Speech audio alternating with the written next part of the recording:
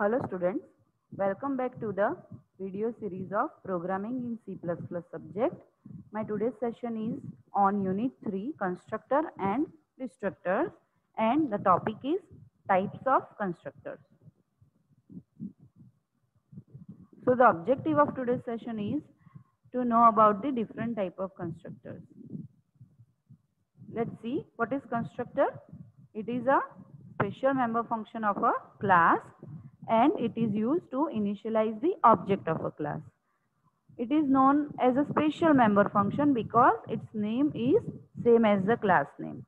Yes, we discussed all of the concept of constructor in our previous video. So in that we also discuss about one example of the constructor in which we have taken class integer. It is having two data members and one constructor function. Here we have specified a constructor function without argument.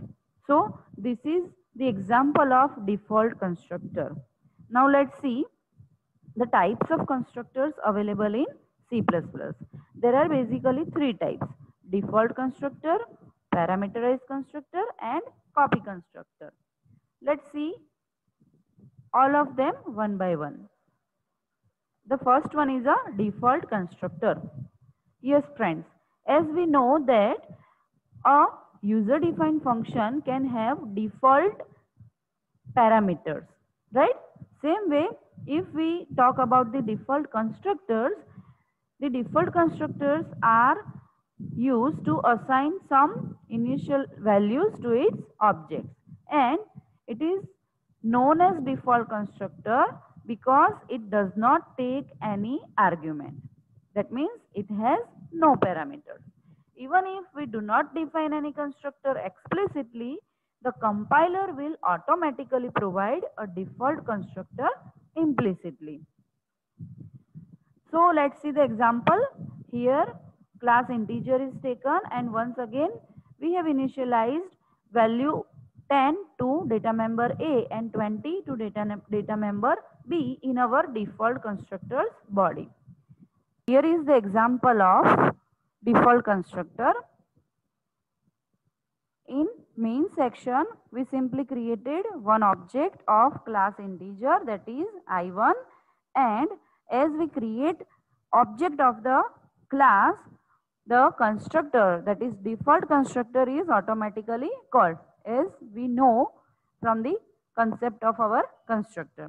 So we just simply call the put data member function with the use of I1 object, and let's see the effect of default constructor on I1 object. See, here default constructor is called when we created I1 object, and after that we display the value of data members of I1 object, that is A is equal to 10 and B is equal to 20. These two values are assigned to A and B by creating simply an object I1 from the main section. Now let's see constructor with default argument. Yes friends, it is a special case in which a constructor is having arguments, but it is called default constructor because it is having all of its arguments with default values. So it is a default constructor that will either have no parameter or all the parameters have default values. We can also define the constructors with default arguments. So here is the example in which we created point constructor for class point. In that two arguments are there, x and y, and both of them has assigned initial values, that is default values 0, 0. That means the default value of argument x and y is 0, and if we call the constructor while creating the object P1 of class point with value 10, that is only one argument value, then value 10 will be assigned to variable x and y will be remain 0 as it is having default value. And now let's see another way, that if I am giving two values with the object P1's creation, that is 10 and 20, then 10 will be assigned to X and 20 will be assigned to Y. So this is the another way that we can create default constructor in our program.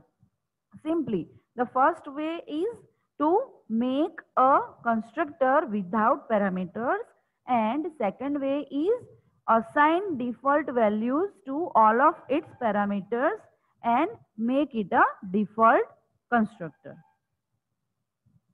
Now let's see the second type of constructor, that is parameterized constructor. So yes friends, it is possible to pass arguments to the constructors. Typically, these arguments help to initialize an object when it is created. That means whenever we create object of that class, we have to pass the value for the arguments of that parameterized constructor. To create parameterized constructor, we simply needed to add parameters to it the way we add to other normal functions. Whenever you define the constructor's body, use these parameters to initialize the object. Simply, we need to use the value of parameters to initialize the data members of that particular object. So, let's see the syntax. How to assign these parameters to the objects, or how to call this parameterized constructor. So, when an object is declared in a parameterized constructor, the initial values have to be passed as an argument to the constructor function. So, the normal way of object declaration may not work here. We need to take care about the passing argument for the parameterized constructor. So, the constructors can be called explicitly or implicitly. We know that if we want to make an explicit call, then we have to write object name is equal to class name, or we can say it is a constructor name, and in that we have to write the values for the passing to its parameters. And if we want to make implicit call, then we have to write class name, then object name, and then simply passing the values to the parameterized constructors. So this is two different ways how we can call parameterized constructor. Now let's see the example. In that I have taken again class integer. It has one default constructor, and now we will add one parameterized constructor. So in that I have to pass two different parameters, that is integer x and integer y, to the parameterized constructor. So both of these parameters are used to assign value to its data members A and B. X value will be assigned to data member A and Y's value will be assigned to data member B. So friends, here is the program in which we have defined default constructor as well as parameterized constructor. Default constructor will assign values 10 to data member A and 20 to data member B, and parameterized constructor will assign value X to A and Y to B. Here X and Y will be the values of the parameters that will be passed from the object creation in main section. So let's see, in main section we have created two objects. First one is I1, that is not having any parameter value, so it will call default constructor, and another object I2 with two different parameter values 5 and 7. So 5 will be assigned to X and 7 will be assigned to Y.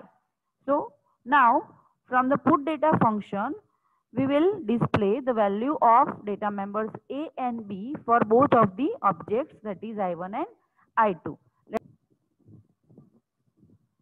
see, default constructor is called by object I1 and it displays 10 for data member A and 20 for data member B.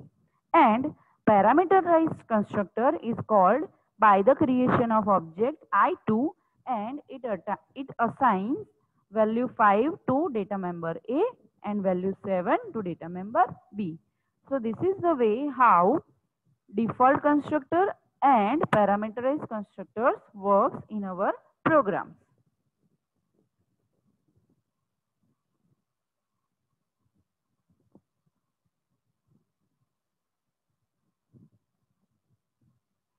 Now let's see use of the parameterized constructors. So the first one is it is used to initialize the various data elements of different objects with different values whenever they are created, and they are also used to overload the constructors. Yes friends, we can do constructor overloading in our C++ programs. That particular concept will be covered in our next videos. Now let's see the third type of constructor, that is copy constructor.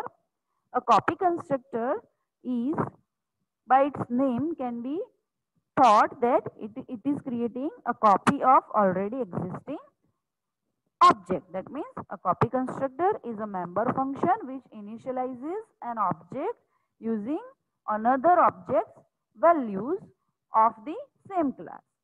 The copy constructor is used to initialize one object from another object of the same class type. They are used to copy an object to pass it as an argument to the function, as well as they are used to copy an object to return it from a function. That means we can have copy constructor to pass as an argument to a function, as well as we can have a copy constructor to return from a function. So this is a simple scenario where we can define a copy constructor. A class name, that is a name of constructor, then into bracket, into specifying parameter for a copy constructor, we have to write a class name that will be the data type of the object which is already existing, and its address will be passed to the constructor of a copy constructor. So we can see that copy constructor is using existing objects values to create a new object and assign the values of the data members of old object to the new object's data members. So the next thing is how to call the copy constructor. So here is the syntax. Write down the name of class, then name of object. That means here we will create a new object and then we will specify old object name. That means we are specifying the old object name into the parameter. The another way is to call copy constructor is write down the class name, then object name, then assignment operator, and then old object name. Here is the example: class integer I2 object into bracket I1. That means we are assigning values of I1 to I2. Or the another way is write down the name of class, that is integer, new object name, that is I2, is equal to old object name, that is I1. So in this case, data members of I1 will be copied to the data members of I2 object. So this is the way how we can call copy constructor. So here is the example of copy constructor. In that we have class integer.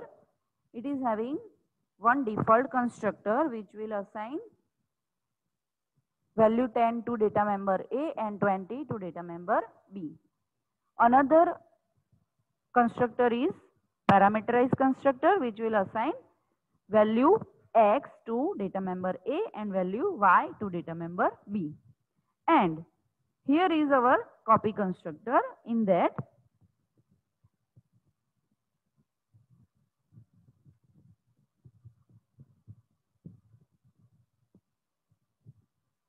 here is our copy constructor. In that we are passing one object as a argument. So the data member A of object I will assign its value to the data member A of the object which is being created by the copy constructor. And same way, data member B of object I will be assigned to the data member B of new object. Now in main section we have created 3 objects. First is I1, which is calling default constructor. Second is I2, and it is having 2 parameters 5 and 7 that will be assigned to parameter x and y. So I2 is calling parameterized constructor, and here we have written I3 into bracket I2. That means we are passing object I2 to copy constructor. Now let's see the output.